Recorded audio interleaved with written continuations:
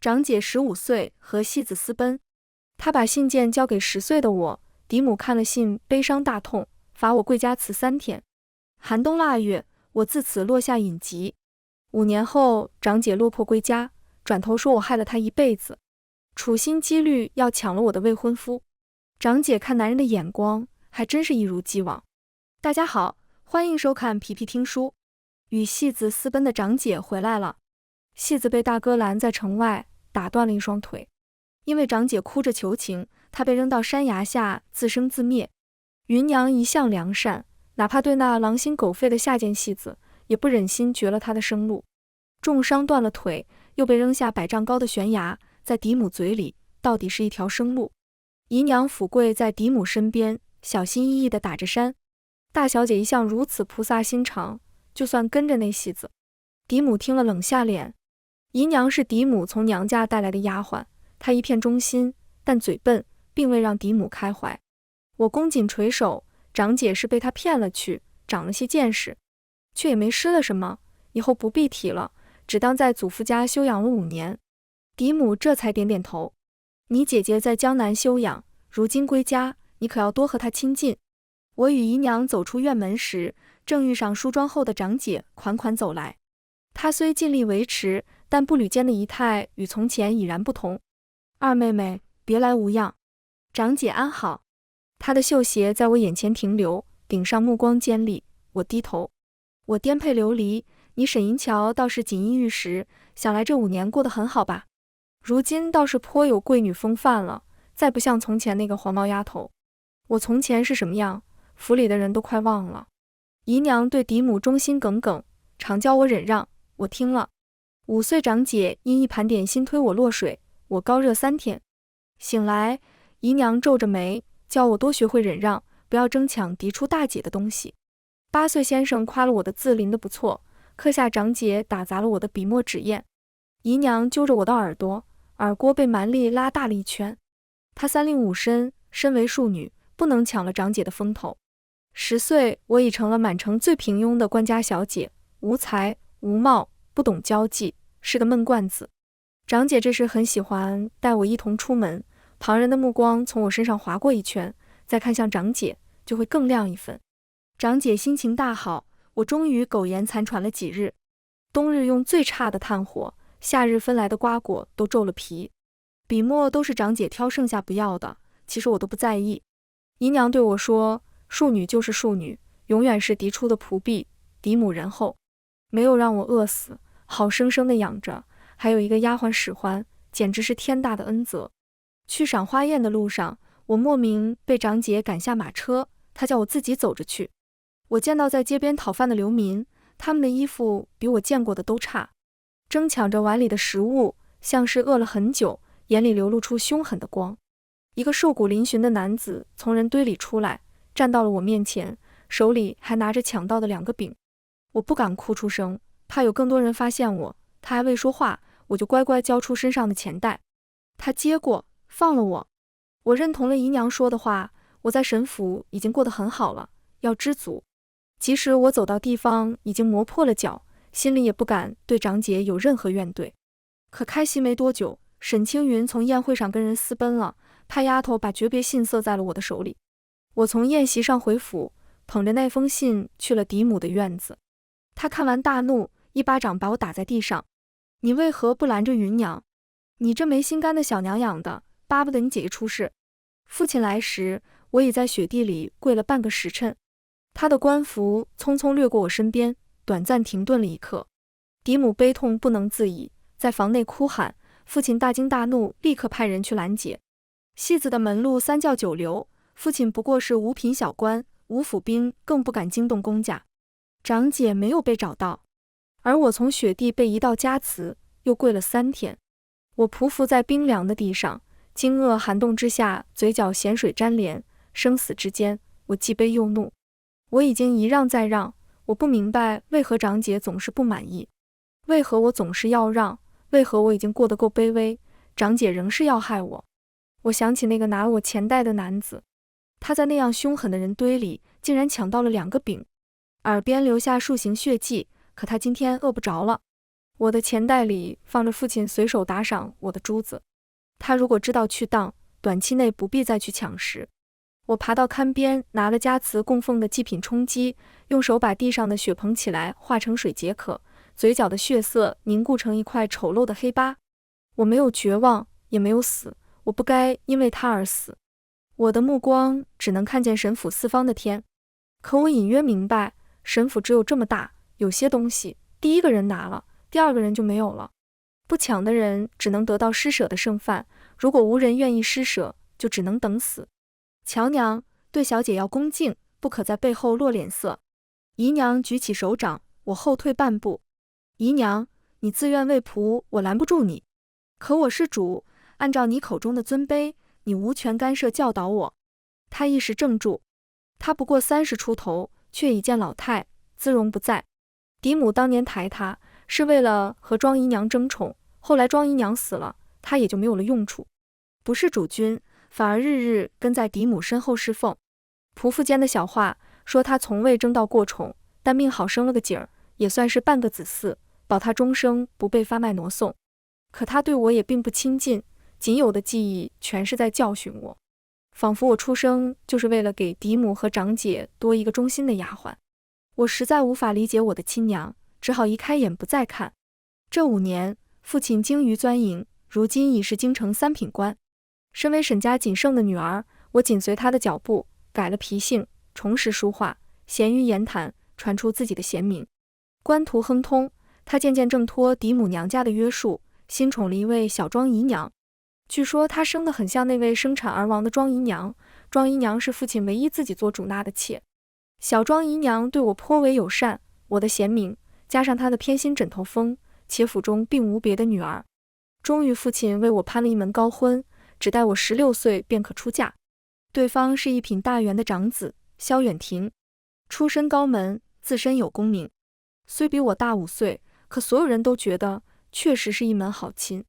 得了这门亲事后，我去了家祠，站在庭前，我看着幽暗的烛火，仿佛瞧见10岁的沈银乔站了起来。她很努力，用5年为自己挣了个好出路，嫁个好人家，嫁到比沈府更煊赫的地方，应当算是好出路吧。我隐约有些不确定，可周围的人都是这样说的，嫁人是女子的第2次投胎。父亲的目光在我身上停留的次数越来越多，嫡母的笑容中透着嫉恨，连眼高于顶的大哥都一反常态地开始关心我。直到姨娘专门来我的院子，严厉地让我不要张狂，嫁人前要敬奉嫡母，嫁人后也不可自持身份，要多想着娘家。为了给我做脸，父亲给了我3个铺面，嫡母不情愿地放出一个手里的庄子。我安心了，愈发觉得我走对了路。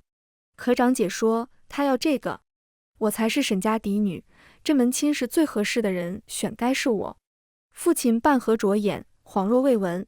当年若不是沈银桥拖延了时间，父亲早就找到我了，我根本就不会流落在外。我还是沈家大小姐，所有人看的应该是我，这是他欠我的。莫强词夺理。父亲的语气仍是心平气和。嫡母端坐在上首，用眼神扫了我。青云清清白白一个姑娘，外祖官至3品，论出身与萧家更相合。清清白白让父亲抬起眼帘，官至3品让父亲的目光在我和长姐身上流转。我心跳如擂鼓。男女7岁不同席，我谨守分寸，没有本事勾得贵公子上门求娶。这门亲事本就是看在父亲的能力上结的情面，嫡女自然更好。一切只在父亲一念之间。一瞬间，我觉得我仿佛白活了5岁。房中寂静，姨娘左右看了一眼，笑着谄媚开口：“乔娘乃是庶女，怎么配如此好的亲事呢？那样好的儿郎，还是大小姐最合适。”父亲的手指在檀木桌上轻敲，一下又一下。我起身跪下，一切只听父亲的，银乔莫敢不从。嫡母在一旁拍桌：“乔娘心中可曾记得谁是当家主母？”茶盏里的水洒在父亲手边，他起身离去。此事日后再议。父亲入世时乃一清贫举子，靠着嫡母家族起事。如今他已经走到了嫡母家族最高的官阶，他想做真正的主君。嫡母面上不显，心底里却并未转变态度。沈青云有外祖，是他的助力，可在父亲的心里，或许未必全是益处。没有人会5年全无长进。沈青云在回府，发现后院已经不是嫡母的私属领地，已经不能如从前一样任意搓磨我。他更要急着打碎我的好亲事。我也一心要抢赢沈青云。于是萧远亭再一次私下派人约我见面的时候，我没有拒绝。她容貌俊美，开口却风流不羁，说话时总寻机靠近我，我强忍着没有后退。此刻的她于我而言，如同当年男子手里的饼，我只想抢到手。第2次见面，她要摸我的手，我下意识错开，萧远亭阴了面色。回府的路上，我反复懊恼自己不知变通，迟早都是夫妻，摸手应该也没什么。或许有什么，或许没什么，可我没有为我打算的母亲，无人教过我这些。我长到如今，只是靠着书卷里的字句，以及观察沈府的100来口人，再就是反复回忆5年前那个男子的目光，学着抢夺。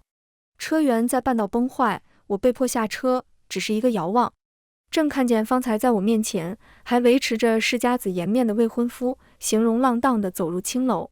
他与门外的人早已娴熟，一靠近就有人贴上身去，方才伸到我肩膀上的手，此刻钻入红色的纱衣。我猛然转身，肩膀上像被脏东西爬过一般，毛骨悚然。我要抢这样一个人吗？可是没了他，我又能找谁？小姐，车修好了。车夫的声音很年轻。这车辕坏得巧，好得快。我迟疑，他转身，是一张平平无奇的脸。小庄姨娘入府1年，与我的交际并不深，我的心里不信任任何人，连亲娘都不爱我，更不敢奢求陌生人的喜爱。她每次与我善意，我都会捡出手头最昂贵的物品回赠，以求心安。这是她第1次来找我。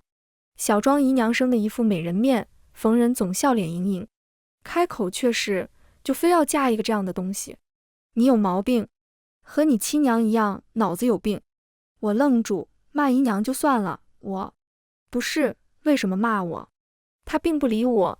订婚时沈老头说的全是优点，如今我已经摸清了他的底细，你不能嫁。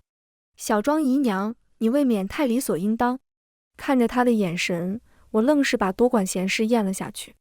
你听不听我的理？我莫名湿了眼睛，咂巴了3两下眼睫。听，5岁的高烧我差点夭亡。我想听娘亲对我说，推人是他的错，乔娘没有做错。8岁我的书画毁于一旦，一日交不上课业，正被父亲遇到，长姐诬我不敬师长。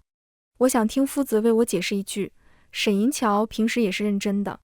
10岁我在家祠跪了3天，我想有人告诉我，我究竟做错了什么，如果错了，要往何处更正。可是没有，从来没有人与我站在一起，除了小庄姨娘，从未有过另外一个人让我听她的。我俯首在父亲面前，自愿放弃亲事。银桥，你娘虽蠢，到底你更像我。3品的沈大人可以与嫡母的家族撞一撞，可没必要为了这件小事冲突。反正都是嫁他的女儿，若不是那一杯茶水，他或许都不会给我这段时间。女儿愚钝，只是不想父亲为难，只要父亲无忧虑挂心头，女儿便也开怀。小庄姨娘说，父亲最吃这套，他很满意。我一时很满意，转手了一个烂人。他一时恻隐，给我的庄子铺面，决定不收回。嫡母那边尚且不知我放弃，娘家就急着递了帖子，将父亲请去。3个舅舅围着，你一言我一语，仍像是训诫20年前的那个寒门书生。小庄姨娘说，那一夜父亲气得眼发红，回府后反而应了口风，决意不松口长姐换嫁。他并未改变心意，只是想出口气罢了。多年受气的寒门女婿，也想瞧瞧高高在上的嫡母焦急的样子。嫡母急，在如何遮掩了戏子那一遭，可沈青云年过20，上哪儿去找比萧远亭更好的人选？可他绝不肯和父亲服软，于是长姐更急。我主动提出要带长姐参加拈花宴。路上我掀开车帘，拽着她的手，把她的头按向窗外。长姐还记得吗？5年前你曾把我扔在这里，5步外就是流民聚集之地。她扭头阴毒地看着我，我笑了。我现在有力气把她赶下去。我们2人各带了一个丫头，马夫，大概是小庄姨娘的人。可这里已经没有危险了。小贱人，你如今真是风光了，敢威胁我？若是长姐不开心，我立时打道回府，可以不去。拈花宴的帖子上请的是我，没有我，她进不去。她希望我永远低贱可怜，永远做她的陪衬，做她不用付工钱的婢女。可时移世易，现在的世家贵女圈只知沈银桥，不知沈青云。20岁的长姐出现在如今的圈子里，显得格格不入。她从前交际的那批闺秀早已成家了，哪怕我亲自介绍她的身份，旁人大都是浅略好奇，有年长些的露出意味深长的神色。她恨得搅坏了2条帕子，却再也不吭声。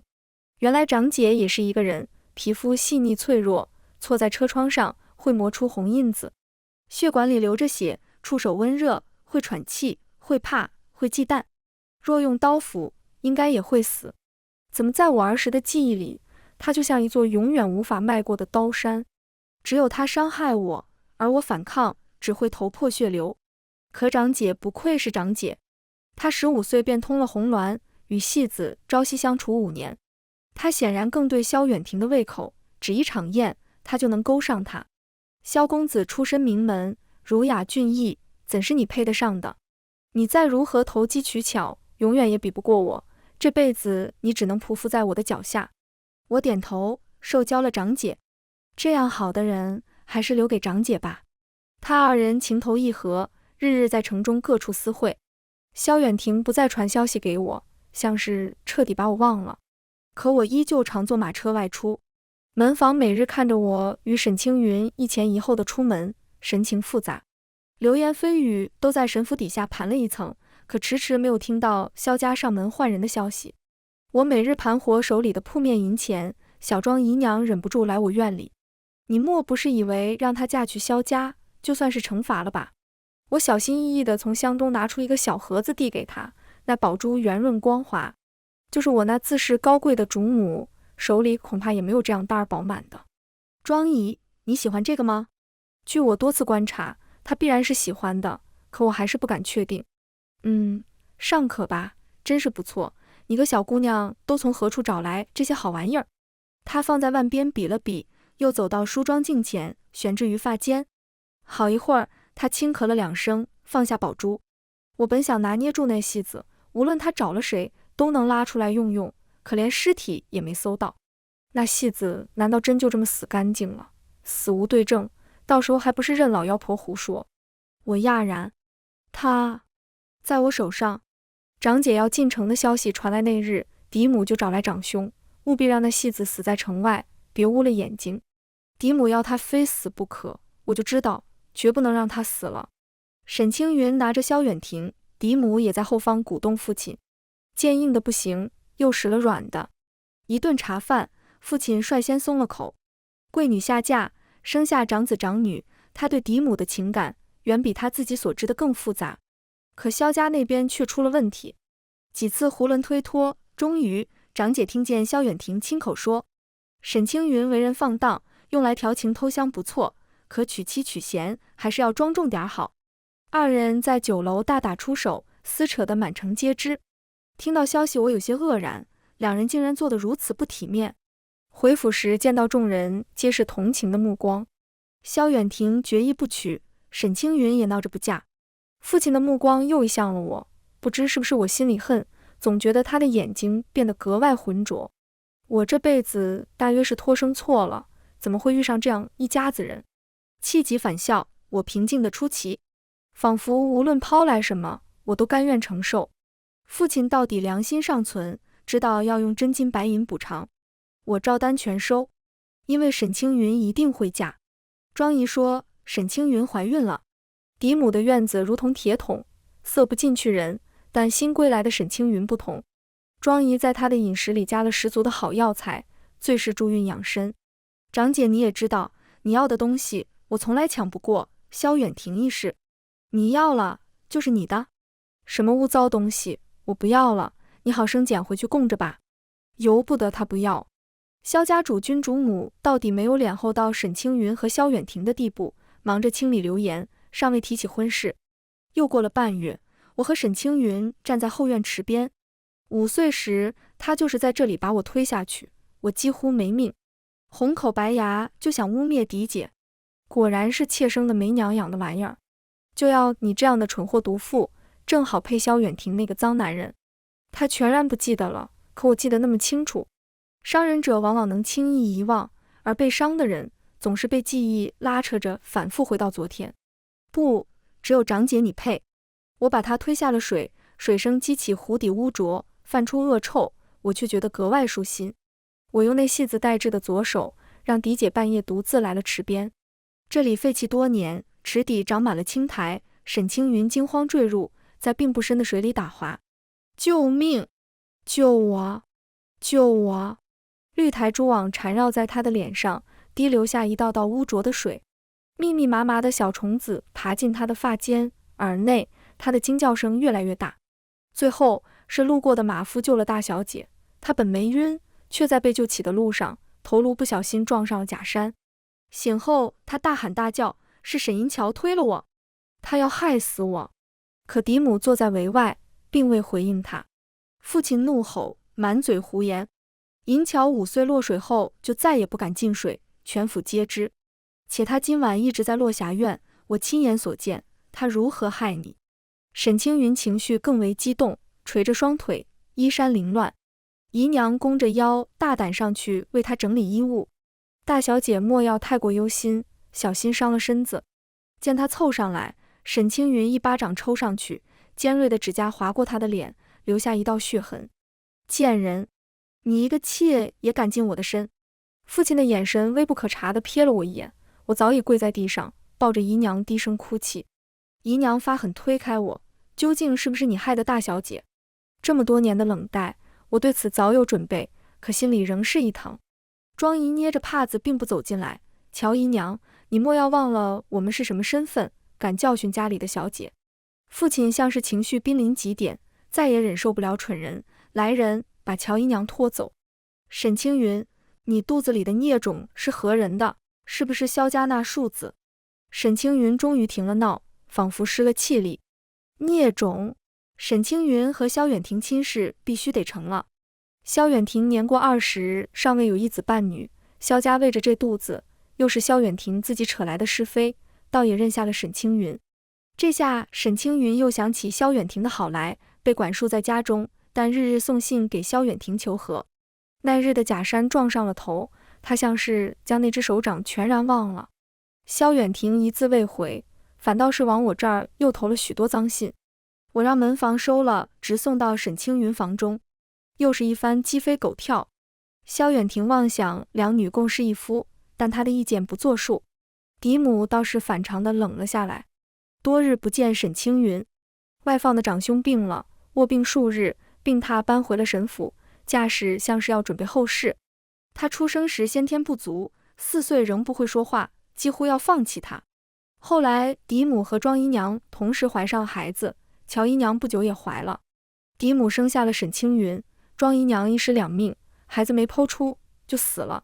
1个月后，乔姨娘生了我，3个孕妇却没生出一个儿子。父亲于是又为长兄四处找寻医士，来了个游方道士，批出沈青云和长兄命格相生相合。嫡母从此将一双儿女视为眼珠子，要将所有最好的都给他们。可如今长兄快死了，萧家催婚期催得紧，一是怕沈青云的肚子显露，而是怕沾染了死人的晦气。沈青云也急着让嫡母为他准备嫁妆。母亲，兄长即便真有不好，你以后还要靠我啊，先将我的事情了结了。嫡母神情癫狂，胸脯剧烈起伏，把桌案上的瓷器全部扫落，在地上打碎。全是因为你不知自爱，胡乱改命，才毁了你兄长的命格。你个贱人，和我的儿子连上了命，是你几世修来的福分，我一心为你，你却低贱不堪，非要与人奔淫。如今你毁了我儿的命，还想嫁入高门做你的贵夫人。出嫁妆，我为你和你肚子里的孽种准备一副棺材。娘，你怎么如此说我？我是你的亲女儿啊！你不为我打算，反而记挂那马上要死了的。来看望病人的我和庄姨听了这响动，默默转身退出。说是沈青云改了嫡母儿子的命，此话却有几分道理。庄子上传来消息，长兄身上的毒，竟是数月前被他丢下山崖的戏子种下的。那戏子自容毅力，手段颇多，却真心喜欢上了沈青云，手里有毒，却舍不得拍在他身上，可他露出了软肋，反而再也留不住他。沈青云从小要风的风，要雨得雨，他只爱得不到的东西。有爱故生恨，那日生死之际，他将毒药藏匿在指甲内，本想和沈青云同亡，却听见他说了一句：哥哥，好了。他以为他后悔，要救他，迟疑了一瞬，下一秒却听见他说：扔下山崖就是，不要脏了自己的手。他与他的距离越来越远，最终只能将指甲嵌入沈青云兄长的手臂中。庄姨知晓此事，大方表示，倒是做了件好事，他的右手可以留着。走入院门，却看见姨娘坐在院中，她1年都难得来我这里几次。乔娘，你手里不是有夫人和老爷给你的庄子铺子，本就是为了嫁去萧府给你的，如今这换了人，你这东西自然要还给大小姐。他说这话的时候，脸上甚至还带着沈青云留下的疤痕。我方才的好心情一扫而空。姨娘，你究竟是谁的娘？我当然是你的娘。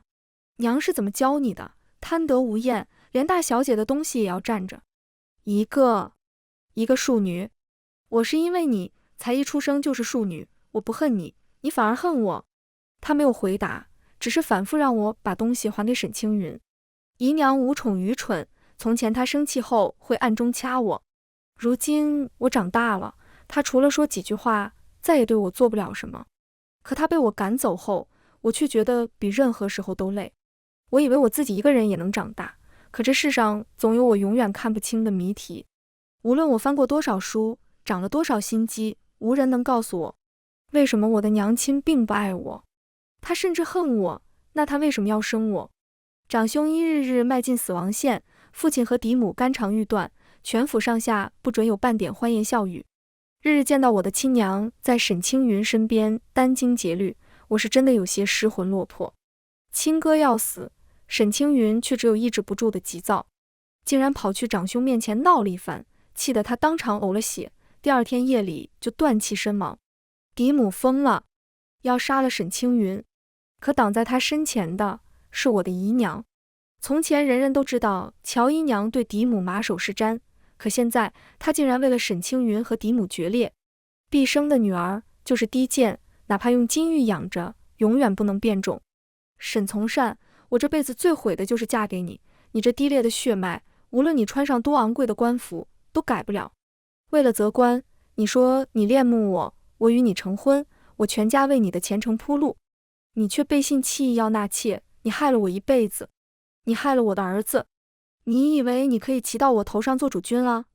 连这座院子都是我家出资买的，那心肝一样宝贝的庄姨娘，还不是要死在我手里？你视如珍宝的那一胎，不过也是个女儿。这么多年，我杀了她，更像对猪狗一样欺她的女儿，而你也欺负了她的女儿。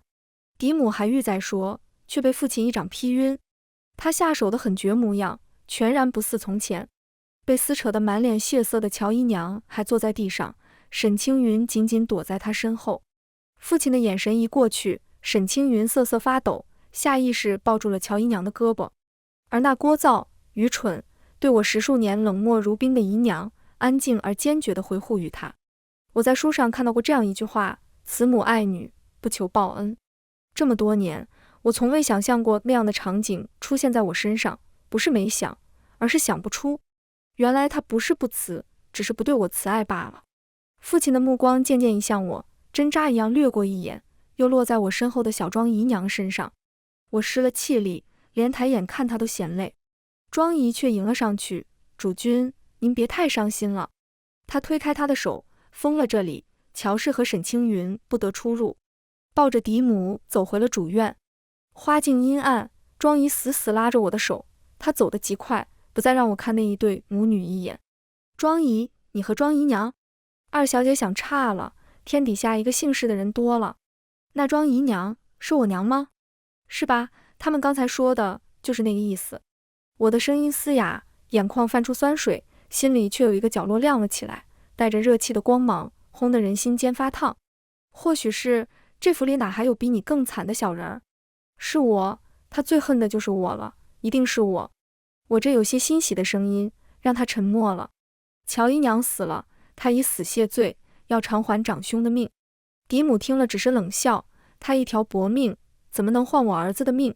可他终究还是决定放沈青云一马，因为父亲让他必须同意。一场风波过去，府内孤魂几条，嫡母彻底躺在了后院，父亲却能面不改色地上朝，与萧家一亲。他赢不了他，他的心再狠，也没有父亲坚硬。庄姨不认识我的姨妈，但父亲起了怀疑，或者是想起了什么，总之再不去他的房里。但他不知使了什么法子，改了这局面。父亲从此夜夜只与他见面。沈青云大婚当天，那戏子拦在花轿前，一出好戏，演得比他最红时更入骨3分。沈青云掀了盖头出轿门，脸色清白，目眦欲裂。长姐抚着肚子朝戏子走去，他给了他一巴掌。你究竟要缠我到什么时候？你不是死了吗？怎么还是阴魂不散？这戏子是个痴心人，抱着必死的心靠近，这样近的距离还舍不得杀他。他或许还梦着沈青云一无所有以后会想起他对他的好，再和他回去过平凡的日子。他最爱谈论唱戏那些年攒了不少金银，自己一分都舍不得用，全都愿意给沈青云。可沈青云是娇养出来的贵女，她攒的那些不过是她手边随意赏人的小物件。她抚着肚子就要倒下，身下的鲜血汩汩而出，他慌忙接住了她。人群里发出惊呼，这高门大户结亲竟然婚前就怀孕了。戏子不知，我早料到他会心软，为了让他不再次后悔，只要长姐靠近他即可中毒。当年他们为爱私奔，全然不顾别人的死活，如今却说反悔就反悔。长姐做错事永远都没有代价，我只好送她一场报应。好一对痴男怨女，必定要并成一双，一生一世和和美美，现在死去最和美。萧远亭已经气得面色发黑，马鞭抽在那2人身上，纵马就要离去。随他接亲的萧家人赶紧扭住捆绑了沈青云和戏子。人群围了3圈又3圈，他失去理智，纵马踏伤了许多无辜的人。我慌了一瞬，忙从我的钱袋里拿出一颗宝珠，请医士为他们整治。匆匆下楼，家里的马夫却早已出现在现场。他换了一张脸，但我认出了是他。带了一帮人，顷刻就解了拥堵，把伤者挪去了医馆。我才刚认了，娘不是娘，连马夫也不是马夫。小姐，还你的珠子。他递来一个老旧的钱袋，里面装满了宝珠。萧远亭鱼肉百姓，欺男霸女，纵马伤人，天子脚下，他的家事保不住他。雪花一样的证据越滚越多，他难逃一死。在他死之前，萧家已经动用私刑，成全了那对野鸳鸯。我有些怅惘，庄姨说他罪有应得，你忏悔个什么劲儿？父亲贬职位回家自省，不敢有半点违逆意。嫡母每日吊着一口气，见了他只有怨毒的诅咒。唯有小庄姨娘温柔贴心，连他的饭食都亲自准备。只是身体总是积重难返，大抵是爱女去世，贬职回家，与夫人不睦，被岳家贬低，令他积了郁气。某次和嫡母大吵一架之后，他终于因大怒伤了身，中风了。而嫡母的身体更差，直接气死了。小庄姨娘感慨，主君与主母这样的深情，这结局何尝不是一种夫唱妇随呢？她一边说这话，一边将滚烫的药粥喂到父亲嘴里。父亲烫得浑身抽搐，他温柔地拈起帕子。主君莫要太感动了。我默默移开眼，去看院里盛放的荷花。他不让我沾手这些，万一弑父有损福缘，你是个乖孩子，不必沾染这些孽。等他照顾完毕，又让人推父亲去檐外晒太阳。我这才挪到他身边坐下。庄姨，你能和我说说我娘吗？他收了狞笑，温柔地摸了摸我的头。你被欺负的时候，你娘亲一定在天上急得团团转，她天生就会爱人，可她一定最爱你。这些年你把自己养得很好，你娘在天上都看着呢。从天亮说到天黑，直到天上的星子变成了萤火虫，围绕在我们身边，直到点点荧光在我的眼睛里变成了一片星河。全文完，皮皮听书感谢您的观看，每天上新精彩小说，喜欢就订阅吧。